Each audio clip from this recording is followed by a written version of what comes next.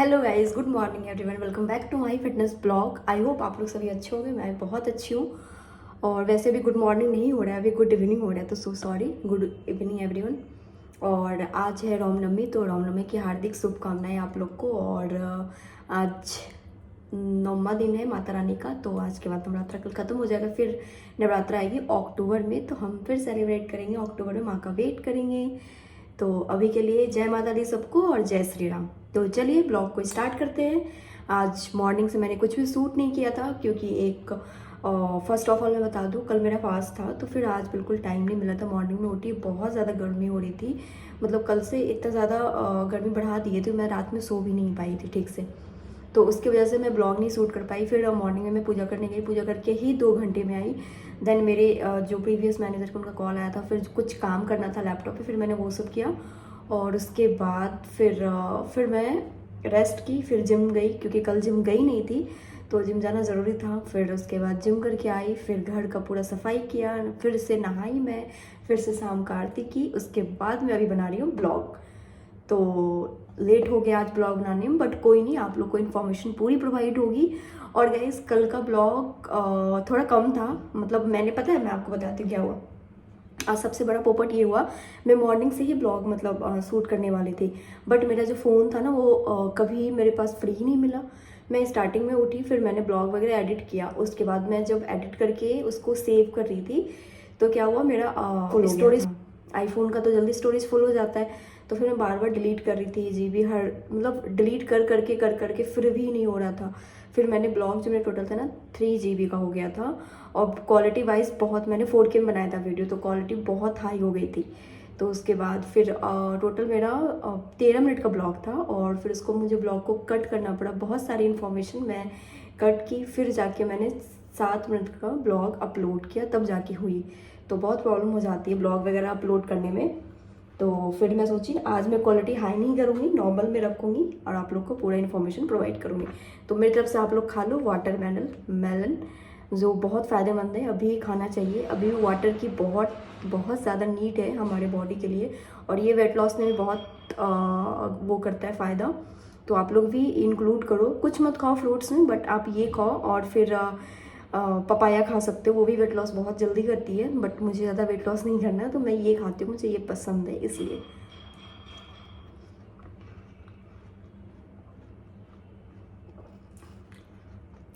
कल मैंने, पहले मैं आप लोग का वीडियोस बना देती हूँ, देन मैं खाऊंगी, क्योंकि बहुत ज़्यादा है, फिर खाते रह जाऊँगी, ब्लॉग नहीं शूट होगा। कल मैंने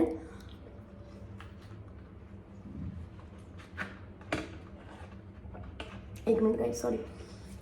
कल मैंने बताया था फूड के लिए कि फुल फूड एसएल में नहीं मिलता है, कुछ प्रोजेक्ट में मिलता है, बट उन्हें मिलता है जो हाई पोस्ट पे हो, like manager, like lead, project lead वगैरह वगैरह।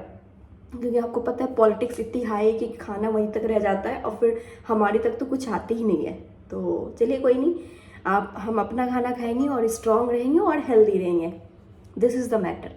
तो चलिए, आप लोगों को ये सब पता था। आज मैं कोई टॉपिक पे ब्लॉग नहीं बनाऊंगी, आज मैं अपने बारे में बनाऊंगी, क्योंकि मैंने आप लोग का कमेंट्स तो देखा है, बट मैं उस पर रिसर्च नहीं की हूँ। हाँ गाइस, मैं बता दूँ, मैं अगर आप लोग को कुछ भी इन्फॉर्मेशन प्रोवाइड करती हूँ, तो विदाउट रिसर्च नहीं प्रोवाइड करती हूँ।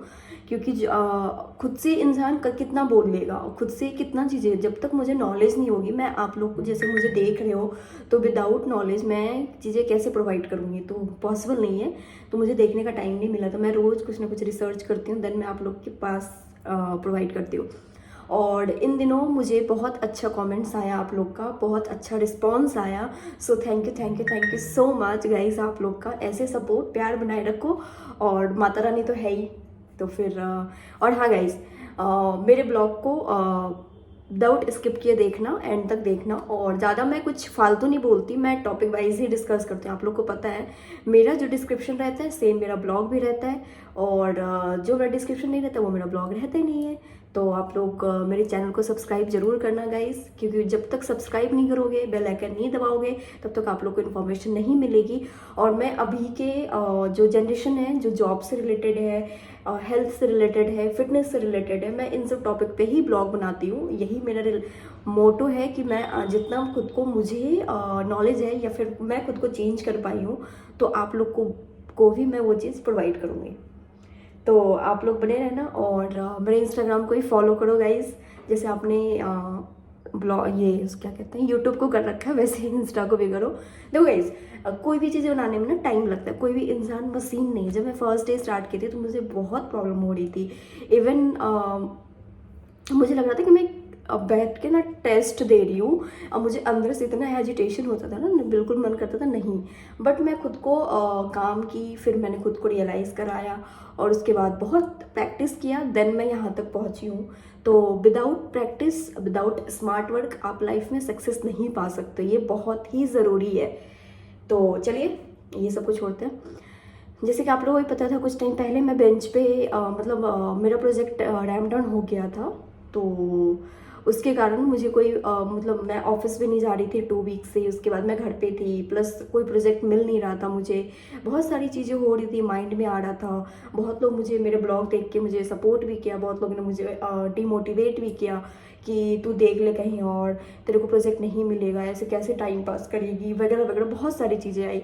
बट मैंने सबको लाइटली लिया, मैंने कोई चीज़ इफ़ेक्ट नहीं किया, अपने आप पे हावी नहीं की, क्योंकि सबसे मैटर यही करता है आपको सामने वाला क्या बोल रहा है, आप उसको मत अपने ऊपर हावी होने दो। आप खुद को देखो कि मैं क्या कर सकता हूँ, मैं क्या करूँगा। तो फिर मैंने बहुत लोगों ने मुझे, जो मेरे कलीग हैं, जो टीममेट हैं, बहुत हेल्प भी किया कि हाँ यार रिज्यूमे डाल दे, हाँ या अदर कंपनीज में मैंने अप्लाई भी किया। और एक दो जगह मेरा सिलेक्शन भी हुआ था। एक तो कुछ लोकेशन के वाइज मैं गुड़गांव नहीं शिफ्ट होना चाहती थी, तो मैंने गुड़गांव के लिए मना कर दिया। गुड़गांव में भी बहुत हायरिंग चल रही है TCS में। अगर आप लोग को अप्लाई करना है तो आप लोग अप्लाई कर सकते हो, मैं TCS का लिंक डाल दूंगी। अगर नहीं आप लोग को बहुत अर्जेंट है जॉब के लिए तो मुझे बताना, मैं नंबर प्रोवाइड कर दूंगी या आपको ईमेल आईडी दे दूंगी, आप उस पर रिज्यूमे फॉरवर्ड कर देना। या मेरे पास कुछ नंबर हैं 3-4 जो मैं आपके साथ शेयर कर सकती हूँ। बट आप लोग का जेन्युइन होना चाहिए, ऐसा नहीं कि आप कॉल करके डिस्टर्ब कर रहे हो। बहुत लोग क्या करते हैं ना, कॉल करके डिस्टर्ब करते हैं कि हाँ मुझे जॉब चाहिए, बट ऐसा नहीं होता। मेरे पास बहुत सारे इन दिनों कॉन्टैक्ट आ गए। एक चीज़ रियलिटी है, अगर आप किसी फील्ड में हो ना तो उस फील्ड से रिलेटेड आपको बहुत सारी हेल्प हो जाती है।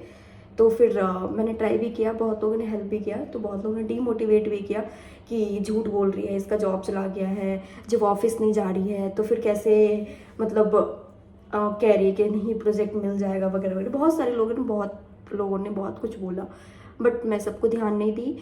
इन बीचों नवरात्रा भी चल रहा था और काफ़ी अच्छा समय था, तो मैंने सब माता रानी पे छोड़ दिया था। और फिर देखो, कभी भी इंसान को ना फेथ नहीं ख़त्म करना चाहिए। लोग कहते हैं कि भगवान ऐसा नहीं करते, ऐसा नहीं। आप अगर दिल से करोगे ना तो भगवान हैं और आपका साथ देते हैं। देखो मैं तो ये पर्सनली फील करती हूँ। मैं अभी जैसे कैची धाम गई थी, नीम करोड़ी बाबा, जो कि बिल्कुल पॉजिटिव जगह है। और फिर बहुत बहुत ही मतलब उनका इतना ज़्यादा वहाँ पे पॉजिटिविटी है कि आपको खुद फील हो जाएगा। तो फिर मैं मतलब मेरा काफ़ी टाइम से मन था जाने का, बट मैं जा नहीं पा रही थी। बट मैं गई, मुझे काफ़ी अच्छा लगा और बहुत वहाँ से आई बहुत सारी चीज़। आपको फेथ रखना पड़ेगा, देन सब पॉजिटिव ही होते गया। तो कहते हैं ना ऑलवेज बी पॉजिटिव, तो ऑलवेज आपके साथ पॉजिटिव ही होगा। कभी कोई चीज़ को नेगेटिव नहीं लेना चाहिए। देखो गाइस, लाइफ है, हर फेज़ में आपको प्रॉब्लम आएगी। आप नॉर्मल लाइफ में रहो, चेंजेस आते हैं। आप जॉब में रहो, गवर्नमेंट में रहो, प्राइवेट में रहो, किसी में रहो, चेंजेस आते हैं, बट आपको उसको हैंडल करना आना चाहिए। तो फिर उसके बाद तो मुझे जब मेरी प्रोजेक्ट रैंड डाउन हुई तो फिर मुझे सेकेंड मतलब 1 वीक में गई थी ऑफिस। तो 1 वीक जाती बैठती थी, कुछ काम था नहीं, ऐसा टाइम पास हो रहा था। फिर नेक्स्ट वीक से मेरे मैनेजर ने बोल दिया कि अब ऑफिस नहीं आना है, आपको जो प्रोजेक्ट मिलेगा आप वहाँ पे जाओगे। तो फिर उन्होंने बोला कि मैं बेंच पे मूव कर रहा हूँ आपकी प्रोफाइल, आपको बेंच से HR प्रोजेक्ट दिलाएंगे। तो मैंने बोला ठीक है। फिर गाइस देखो, एक मिस्टेक कभी लाइफ में मत करना। आपको अगर कोई आपके मैनेजर ने ऐसा बोला है तो आपका फर्स्ट प्रेफरेंस होना चाहिए, आप अपनी HR को इन्फॉर्म करो कि ऐसी ऐसी हो रही है मेरे टीम में और टीम डिज़ोल्व हो गया है, आगे की प्रोसेस क्या है। तो जैसे कि मैं मतलब मेरी टीम में बहुत सारे लोग थे तो सबने नहीं कनेक्ट किया, बट मैंने ये चीज़ किया। तो फिर मैं जब HR से मैंने कनेक्ट किया फर्स्ट टाइम, तो उन्होंने मुझसे बात भी किया, मेरी बात भी सुनी, मैंने बताया उनको, डिस्कस कर दिया सारा। फिर वो कह रहे हैं कि मैं चेक करती हूँ। फिर मेरी HR मतलब फीमेल है, मैं चेक करती हूँ, देन मैं आपको अपडेट करती हूँ। मैंने बोला ओके मैम। फिर आफ्टर सम टाइम या आफ्टर 1 डे, हाँ 1 डे के बाद उन्होंने मुझे मैसेज किया कि आपकी प्रोफाइल बेंच के लिए एलिजिबल ही नहीं है। तो मैंने बोला ओके। तो मैंने बोला बट मेरे मैनेजर तो कह रहे हैं कि आपको बेंच पे मूव करेंगे। तो कह रहे हैं उनके कहने से नहीं होता है, जो आपकी प्रोफाइल नहीं है एलिजिबल बेंच के लिए, तो आप वेट करो और उसके बाद मैं बात करके फिर अपडेट करती हूँ। मैंने बोला ओके। फिर जब मेरे मैनेजर से उन्होंने बात की तो उसके बाद नेक्स्ट डे उन्होंने मुझे फिर अपडेट किया, कॉल किया इवन मुझे उन्होंने। तो उन्होंने मुझे बोला था, जैसे मेरी प्रोजेक्ट रैम्प डाउन हुई थी तो जो मेरे मैनेजर है हमारी मीटिंग कराई थी, उन्होंने बोला था कि एक प्रोजेक्ट है जिसमें वैकेंसी है अभी, आप उसमें ट्राई करो, मैं आपको बोल देता हूँ इंटरव्यू देने के लिए, देन आपका अगर उसमें हो जाता है तो फिर ठीक है। तो मैंने बोला ठीक है देखते हैं। तो मेरा मतलब ये प्रेफरेंस था कि मैं अगर इसी में, जैसे मेरी ये टीम डिसॉल्व हुई तो और सारी टीम है, सेम प्रोजेक्ट मुझे टीम मिल जाती तो बेटर था। तो फिर उन्होंने बोला नहीं यहाँ पे चांसेस नहीं है क्योंकि यहाँ पे ऑप्टिमाइजेशन हो रहा है। तो गाइज देखो, हर एक प्रोजेक्ट में हर एक समय ऑप्टिमाइजेशन होती है। जैसे ये हायरिंग करते हैं ना बल्क में, वैसे ये निकाल फेंकते भी बाहर पे बोल रहे, तो वैसे ये निकाल फेंकते भी हैं, ठीक है। इनको फ़र्क नहीं पड़ता है कि कौन बंदा फ्रस्ट्रेट हो रहा है, किसकी जॉब जा रही है, इनको बस अपना दिखता है कि मैं सेफ हूँ, बस डेट्स इट। तो खैर चलिए बात की बात है। तो उसके बाद मैंने बोला, तो मैंने जब उनसे जो मेरी इंटरव्यू हुई थी तो वो था कॉलिंग का प्रोजेक्ट। अब मेरी प्रोफाइल है नहीं कॉलिंग की, मैंने उनको डायरेक्ट मना कर दिया। तो वो प्रतीक को, मतलब जो मेरे मैनेजर थे, उन्होंने उनको बताया, तो वो फिर मुझे कह रहे हैं आपने क्यों मना किया। अब मेरे पास कोई ऑप्शन नहीं है बेंच पे मूव करने के लिए। मैंने बोला ठीक है फिर। तो फिर मैंने एचआर से जब बात की तो वो सेम सिनेरियो एचआर को बता रही थी, प्रोजेक्ट नहीं मिल रहा है और इन्होंने इंटरेस्ट नहीं है, इन्हें मना कर दिया वगैरह वगैरह। मतलब मेरे मैनेजर सेम चीज़ एचआर के सामने हाईलाइट कर रही थी। एचआर वही बोली आपको जब प्रोजेक्ट मिल रहा था आपने क्यों डिनाई किया, जो जॉब की रिक्वायरमेंट है, जो प्रोजेक्ट की रिक्वायरमेंट है, आपको करना पड़ेगा। तो फिर मैंने उनको समझाया तो वो वो अंडरस्टैंड की वो चीज़ों की। तो फिर वो कह रहे ठीक है आप वेट करो, मैं अपडेट करती हूँ। मैंने बोला ओके। फिर इतने दिनों में फिर मेरे मैनेजर बार बार कह रहे थे बेंच पे मूव करेंगे, अटेंडेंस नहीं अप्रूव होगा वगैरह वगैरह। फिर उन्होंने मेरी प्रोफाइल बेंच पे मूव करा, फिर वो रिजेक्ट होके आ गई। तो मैं बेंच पे गई नहीं, मैं मतलब जिस प्रोजेक्ट में मैं थी उसी में टैग थी, बट मैं काम नहीं कर रही थी, कोई एक्सेस नहीं था, सब रिवोक हो रखा था। तो उसके बाद फिर मैं रोज़ मैनेजर को मैसेज करती थी, आज भी कोई कॉल नहीं आई, कोई प्रोजेक्ट से नहीं आया, ये वो एक दो। तो फिर वो कह रहे हैं कि मैं ट्राई कर रहा हूँ, देखता हूँ जहाँ होता है मैं करा दूँगा। देखो मेन चीज़ है ना, उनके हाथों में ये चीज़ नहीं है। अब किस प्रोजेक्ट में है, ऐसा तो है नहीं कि मैनेजर की सब सारे प्रोजेक्ट्स में मतलब उनको आइडिया होता है और फिर वो फट जल्दी करा दे, तो ऐसा नहीं होता है। तो फिर 1 वीक हो गया, तो फिर मैंने ना टीम्स पे एक नेम है, मतलब टीम्स पे जब आप जाओगे ना लैपटॉप में या फिर फ़ोन में टीम्स यूज़ करोगे तो उस पर एक मिनट गाइस, ऐसे करके है एक, मैं बता दूंगी नेक्स्ट में। हैंडलिंग करके है, ईवा हैंडलिंग, EVA ऐसे कुछ नेम है, मैं अभी भूल रही हूँ। तो उस पर ना पोस्ट करने का, जो अभी एसएल में जॉब कर रहे हैं उनको पता होगा, उस पर पोस्ट करने का है। तो अगर आप बेंच पे, जो लोग बेंच पे रहते हैं या जिन्हें प्रोजेक्ट नहीं मिल रहा है, जिन्हें मूव करना है डिफरेंट प्रोजेक्ट में, तो वो कैसे वो प्रोसेस को मूव करे, ये आपको मैं डिटेल में नेक्स्ट वीडियो में बताऊँगी कि कैसे मतलब आप खुद पोस्ट कर सकते हो और आपके पास खुद कॉल आएगी और टीम्स पे पिंग आएगा, हर चीज़ आता है। ये जेन्युइन, तो मैं सोचा मैं ट्राई करती हूँ, होता है तो ठीक है, नहीं तो फिर कोई बात नहीं। मैंने एक दिन पोस्ट किया, मैं नेक्स्ट डे फिर पोस्ट करती, मैंने कंटिन्यू 2 दिन पोस्ट किया। तो मुझे टोटल 3 कॉल आई थी, जिसमें से 2 मुझे सूटेबल नहीं लगा, एक मुझे जेन्युइन लगा, तो मैंने फिर उनको एग्री कर दिया। लास्ट फ्राइडे को आया था मुझे, तो फिर वो लोकेशन वगैरह सब सेम है, मैं ये सारा डिटेल में कल बताऊँगी। और तो फिर वो पोस्ट किया, मुझे बहुत रिस्पॉन्स अभी भी आ रही है, मुझे इवेंट प्रोजेक्ट बहुत सारा, कल भी कॉल आया था। तो बट अभी मेरी मैनेजर वगैरह चेंज नहीं हुआ है, कल मैं जाती हूँ ऑफिस, कल मुझे ऑफिस जाना है। तो कल मेरी शिफ्ट वगैरह डिसाइड होगी वहाँ पे, और फिर क्या काम है, एक्सेस वगैरह आएगा, आई कार्ड बनेगा न्यू, हर चीज़ चेंज होगा। क्योंकि आई कार्ड इसलिए बनेगा, मैं पहले 126 में थी, तो 126 में मुझे एसएल की तो एक्सेस है, बट मैं इस सेक्टर 62 जा रही हूँ अभी। तो 62 में जो बिल्डिंग है वो बिल्डिंग किसी और नेम से, एयरटेल के नेम से, तो उसमें एसएल की भी है, मतलब 1 फ्लोर पे है, हर एक फ्लोर पे अलग डिफरेंट प्रोजेक्ट है, डिफरेंट इवन कंपनी का भी है। तो फिर मैं वहाँ पे जाऊँगी तो वहाँ का मुझे एक्सेस लेना पड़ेगा, आई कार्ड एक अलग आएगी, मेरे पास 2 आई कार्ड रहेगा, एक तो एसएल की और एक वहाँ की प्रोजेक्ट की। तो वो भी एक न्यू है मेरे लिए। देखो ये पहले भी था सेम, जब आप 144 लोकेशन पे करोगे ना वहाँ पे भी अलग आपको एक अलग आई कार्ड मिलता है, 2 आई कार्ड रहता है। सिर्फ SCL जो हेडक्वार्टर्स हैं वो पूरी बिल्डिंग सिर्फ SCL की ही है, तो वहाँ पे आपको सिर्फ 1 आई कार्ड चलता है। तो ये था सिनेरियो। बाकी कल मैं जाती हूँ ऑफिस, कल जो डिटेल होगा मैं आपको बताऊँगी, और मैंने कहाँ से पोस्ट किया था वो चीज़ आप लोग भी पोस्ट करना। और गाइज मैं बता दूँ तो बेंच पे किस किस की प्रोफाइल एलिजिबल होती है, ये इंपॉर्टेंट है। बेंच पे आपको टेक बी की प्रोफाइल एलिजिबल नहीं होती है, बेंच पे आपको GT की प्रोफाइल एलिजिबल नहीं होती है, बेंच पे आपको 2 साल, जिनके पास 2 से 3 साल की एक्सपीरियंस है उनकी प्रोफाइल एलिजिबल नहीं होती है। जैसे मुझे अभी 3 साल का ही एक्सपीरियंस है।